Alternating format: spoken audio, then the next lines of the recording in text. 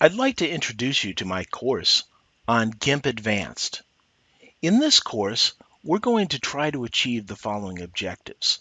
First, we're going to take your GIMP skills to the next level. You've already done GIMP for book covers. You've done GIMP Intermediate. Now it's time for GIMP Advanced. This is the time to really brush up your skills and put that final polish on things. We're going to learn to do 3D book covers.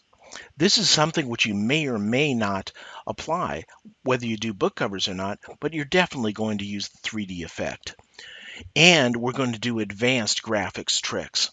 What kind of things are we going to look at? Well, here's the end result of our 3D book cover. This is the actual project that we're going to work on and pull together. So we're going to learn how to do 3D book covers, believe me. What else might we be dabbling in? How about reflections on water? This has been a bugaboo for me my entire life in the GIMP.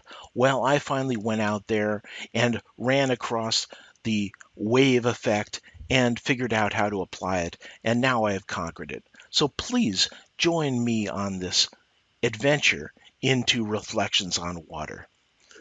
This is your chance to learn GIMP Advanced. Won't you please join me?